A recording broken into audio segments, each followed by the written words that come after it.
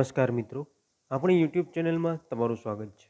આપણે જે વિદ્યુત સહાયક જુનિયર એન્જિનિયર ઇલેક્ટ્રિકલની એક્ઝામ પ્રિપેરેશન માટે એમસીક્યુ લેક્ચર સિરીઝ જોઈ રહ્યા હતા, તેમાં આપણે ઇલેક્ટ્રિકલ મશીન આધારિત કેટલાક એમસીક્યુ જે છે તેના વિશે આગળ માહિતી મેળવી, જેમાં આપણે ડીસી જનરેટર અને ડીસી મોટર પર આધારિત કેટલાક એમસીક્યુ છે તે આપણે જોયા। ત્યારબાદ આજના વિડીયોમાં આપણે જે ઇન્ડક્શન મોટર પર આધારિત કેટલાક અગત્યના એમસીક્યુ છે તેનો પહેલો ભાગ પાર્ટ 1 જે છે તે જોઈશું। આગળના વિડીયો જોવા માટેની લિંક નીચે ડિસ્ક્રિપ્શનમાં આપેલી છે, તો ત્યાંથી તમે વિડીયો જોઈ શકો છો। અને જો તમે હજુ સુધી અમારી ચેનલને સબસ્ક્રાઈબ ના કરી હોય તો નીચે સબસ્ક્રાઈબ બટનને પ્રેસ કરીને ચેનલને સબસ્ક્રાઈબ કરી દો, અને વિડીયો જો પસંદ આવે તો વિડીયોને લાઇક પણ કરજો। તો ચાલો મિત્રો, આપણે વિડીયોની શરૂઆત કરીએ। સૌપ્રથમ એમસીક્યુ તમને અહીંયા આપેલો છે, the difference between synchronous speed and the actual speed of an induction motor is known as, એટલે કે ઇન્ડક્શન મોટરની જે સિંક્રોનસ સ્પીડ છે અને એકચ્યુઅલ સ્પીડ છે એ બંને વચ્ચેના ડિફરન્સને શાના તરીકે ઓળખવામાં આવે છે? ઓપ્શન તમને અહીંયા આપેલા છે। Option A regulation, option B backless, option C sleep and option D leg. તો અહીંયા આપણો કરેક્ટ આન્સર થશે ઓપ્શન સી સ્લીપ, એટલે કે જે સિંક્રોનસ સ્પીડ, ઇન્ડક્શન મોટરની જે સિંક્રોનસ સ્પીડ અને જે એકચ્યુઅલ સ્પીડ છે એ બંનેનું આપણે ડિફરન્સ લઈએ તો એ બંનેના ડિફરન્સને આપણે સ્લીપ તરીકે ઓળખીએ છીએ। So option C slip is the correct answer. ત્યારબાદ એમસીક્યુ નંબર 2 આપણે જોઈએ, તેમાં તમને કીધેલું છે, a copper loss in a rotor of a induction motor, induction મોટરના રોટરમાં જે કોપર લોસ હોય છે તો તેને રિલેવન્ટ એમસીક્યુ તમને પૂછેલું છે। તો પહેલાં તો ઓપ્શન જોઈએ એટલે આપણે ખ્યાલ આવે। સૌપ્રથમ એમસીક્યુમાં તમને ઓપ્શન આપેલો છે, option A is lost in friction, option B is lost in windage, option C appears as a heat and option D appears as a noise. તો અહીંયા આપણને કોપર લોસ, ઇન્ડક્શન મોટરના કોપર લોસ, રોટરના copper loss વિશે પૂછેલું છે, તો એ કઈ પ્રકારે એ ઇફેક્ટ કરશે? તો તમારો કરેક્ટ આન્સર થશે option C appears as a heat, એટલે કે કોઈ પણ ઇન્ડક્શન મોટરના રોટરમાં જે કોપર લોસ આપણને જોવા મળે છે, કોપર લોસ હીટના, કહી શકાય કે હીટના ફોર્મમાં અપિયર થતો આપણે જોઈ શકીએ છીએ। So option C appears as a heat as a correct answer. ત્યારબાદ એમસીક્યુ નંબર 3 જોઈએ, તો એમસીક્યુ નંબર 3માં તમને કીધેલું છે, in a induction motor if P is the power delivered to a rotor and S is the slip, then the power lost in a rotor as a copper loss will be, એટલે કે અહીંયા induction મોટરની વાત કરેલી છે કે જેમાં પાવરને પી વડે, પાવર જે ડિલિવર થાય છે એને પી વડે ઇન્ડિકેટ કરેલો છે, સ્લીપ જે છે એને એસ વડે ઇન્ડિકેટ કરેલી છે। તો કોપર લોસ તરીકે જે પાવર લોસ થાય છે એને આપણે કઈ રીતે ઇન્ડિકેટ કરી શકીએ છીએ? તો ઓપ્શન તમને અહીંયા આપેલા છે, option A P by S, option B P by S square, option C S into P and option D S square into P. તો અહીંયા તમારો કરેક્ટ આન્સર થશે option C S into P, એટલે કે જે સ્લીપ અને રોટરનો જે power delivered છે એ પાવર ડિલિવર્ડ પી, આ બંનેનું મલ્ટિપ્લિકેશન કરશું તો આપણને જે કહી શકાય કે કોપર લોસમાં જે પાવર લોસ થાય છે, પાવર લોસ આપણે ફાઇન્ડ આઉટ કરી શકીએ છીએ। સો એસ ઇન્ટુ પી, એટલે કે option C is the correct answer for this MCQ. ત્યારબાદ એમસીક્યુ નંબર 4 જોઈએ, તેમાં તમને કીધેલું છે, a slip ring for a induction motor are made of, induction મોટરની જે સ્લીપ રિંગ છે, સ્લીપ રિંગ શાની બનેલી હોય છે? ઓપ્શન તમને આપેલા છે, option A aluminium, option B carbon, option C phosphorus bronze and option D cobalt steel. તો જે સ્લીપ રિંગ છે, slip ring generally phosphorus bronze મટીરિયલની બનેલી હોય છે, તો option C phosphorus bronze is the correct answer. ત્યારબાદ એમસીક્યુ નંબર 5 જોઈએ, તો એમસીક્યુ નંબર 5માં તમને કીધેલું છે, for an induction motor the power factor on a short circuit can be determined by, induction motor માટે શોર્ટ સર્કિટ, જે short circuit power factor જે છે, પાવર ફેક્ટર શોર્ટ સર્કિટ કન્ડિશનમાં કઈ રીતે ડિટરમાઇન, એટલે કે ફાઇન્ડ આઉટ કરી શકાય છે? ઓપ્શન તમને અહીંયા આપેલા છે, option A no load test, option B blocked rotor test, option C open circuit test and option D any of the above. તો અહીંયા તમારો કરેક્ટ આન્સર થશે option B blocked rotor test. So we can say that for an induction motor, the power factor on a short circuit can be determined by the blocked rotor test. So option B is the correct answer. ત્યારબાદ MCQ number 6 જોઈએ, તેમાં તમને કીધેલું છે, as the load on a induction motor increases, જો induction motor પરનો load જે છે લોડને વધારવામાં આવે તો શું થશે? તો એના માટે આપણે ઓપ્શન જોઈએ। ઓપ્શન એ તમને આપેલો છે, it's power factor goes on decreasing, Option B, its power factor remains unchanged. Option C, its power factor goes on increasing, and option D, its power factor goes on increasing up to full load, then it's fall again. તો અહીંયા આપણો correct answer થશે option D, it's power factor goes on increasing up to the full load and then it falls again. So we can say that as the load on induction motor increases, જ્યારે induction motor પરનો load જે છે એને વધારવામાં આવે ત્યારે જે power factor જે છે એ પાવર ફેક્ટર પણ ઇન્ક્રીઝ થતો જશે. ક્યાં સુધી? તો કે ફૂલ લોડ સુધી પાવર ફેક્ટર ઇન્ક્રીઝ થશે. આફ્ટર ધ ફૂલ લોડ આ પાવર ફેક્ટર છે ફરીથી ફોલ્સ અગેન, ફરીથી એ નીચે જતો આપણને જોવા મળશે. તો એમસીક્યુ માટેનો કરેક્ટ આન્સર થશે ઓપ્શન ડી. ત્યારબાદ એમસીક્યુ નંબર 7 જોઈએ તો મેં તમને કીધેલું છે the phenomenon of crawling occurs in a induction motor due to. Induction મોટરમાં જે ક્રોલિંગની ઇફેક્ટ જોવા મળે છે એ શાના કારણે જોવા મળે છે? તો ઓપ્શન તમને આપેલા છે. Option A low voltage, option B high load, option C jammed bearings and option D harmonics developed in the rotor. તો અહીંયા જે ક્રોલિંગની ઇફેક્ટ છે, ક્રોલિંગની ઇફેક્ટ જનરલી રોટરમાં જે હાર્મોનિક ડેવલપ થાય છે તેના કારણે જોવા મળે છે. So option D harmonics developed in the motor is the correct answer. ત્યારબાદ એમસીક્યુ નંબર 8 જોઈએ તો મેં તમને કીધેલું છે starting torque of an induction motor is proportional to. Induction મોટરનો જે સ્ટાર્ટિંગ ટોર્ક છે કેના પ્રપોર્શનલમાં હોય છે? ઓપ્શન તમને અહીંયા આપેલો છે. Option A supply voltage, option B supply voltage square, option C 1/2 supply voltage and option D supply voltage raise to 1/2. તો અહીંયા તમારો કરેક્ટ આન્સર થશે option B supply voltage square. So we can say that the starting torque of an induction motor is proportional to supply voltage square. So option B is the correct answer. ત્યારબાદ MCQ number 9 જોઈએ તો મેં તમને કીધેલું છે the data required for drawing a complete circle diagram of an induction motor is. Induction મોટરના complete circle diagram draw કરવા માટે જે ડેટા રિક્વાયર્ડ છે એ ડેટા રિક્વાયર્ડ કયા કયા છે? તો ઓપ્શન તમને આપેલા છે. Option A no load test data, option B blocked rotor test data, option C state resistance test data and option D all of the above. તો અહીંયા તમારો કરેક્ટ આન્સર થશે option D all of the above.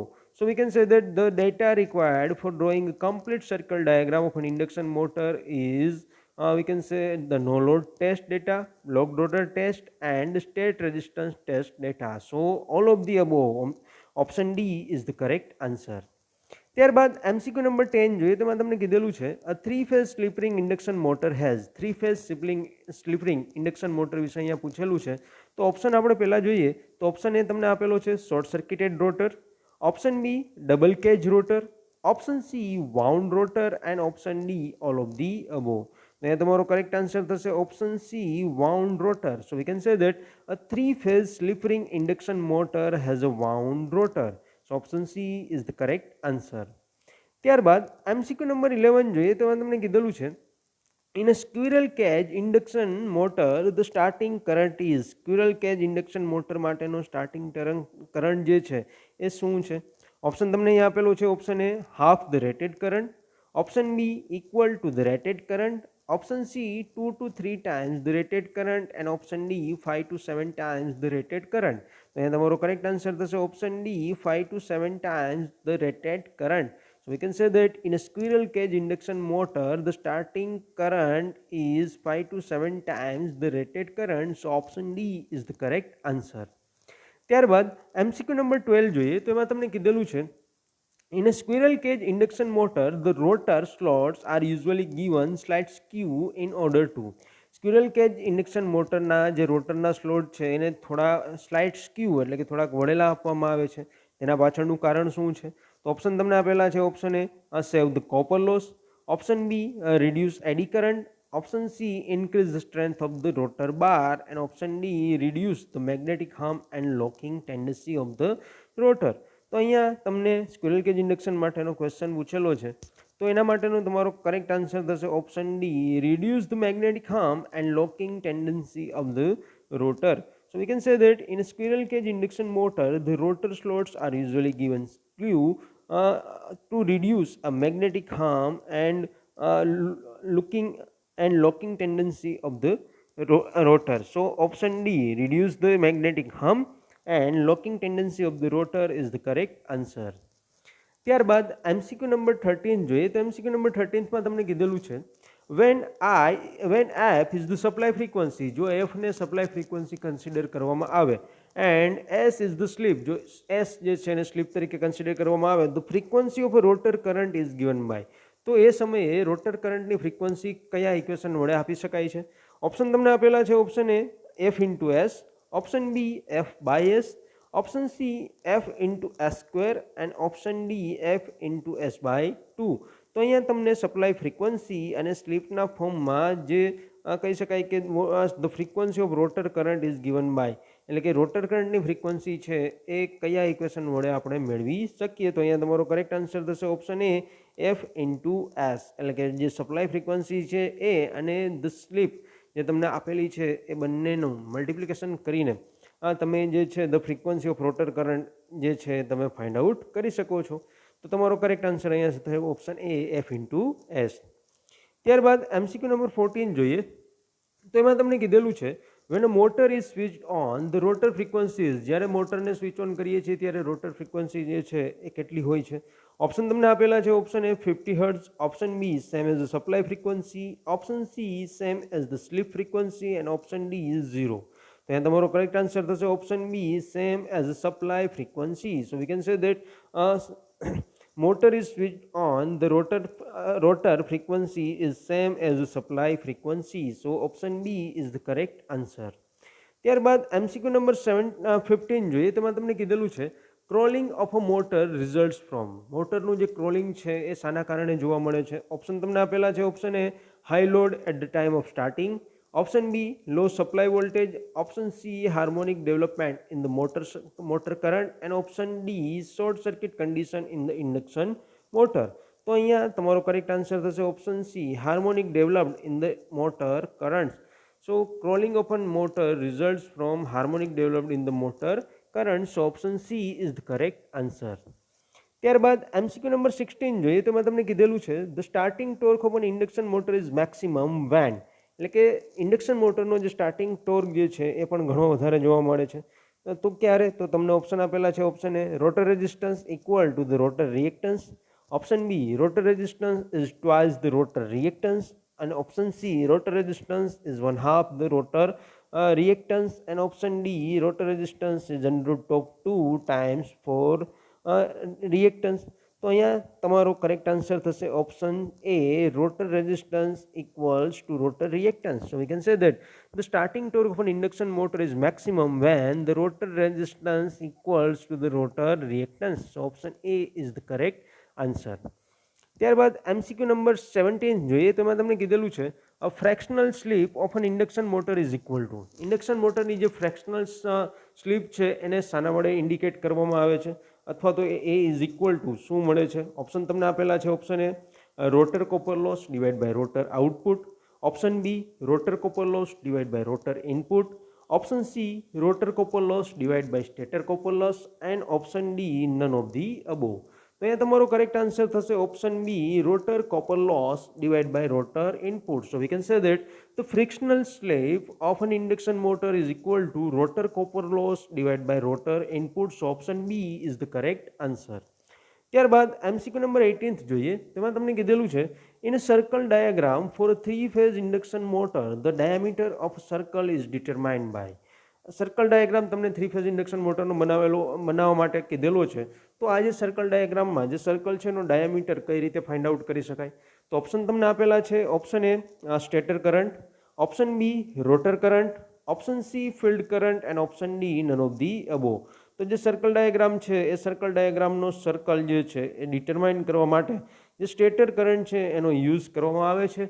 So we can say that in a circle diagram for a 3-phase induction motor, the diameter of a circle is determined by stator current. So option A is the correct answer. ત્યારબાદ MCQ number 19 જોઈએ તેમાં તમને કીધેલું છે when resistance is added in the rotor circuit of a slip ring induction motor, જ્યારે rotor સર્કિટમાં slip ring induction મોટરના rotor સર્કિટમાં જ્યારે કોઈ રેઝિસ્ટન્સ જે છે એને એડ કરવામાં આવે ત્યારે શું થશે? તો ઓપ્શન તમને આપેલા છે.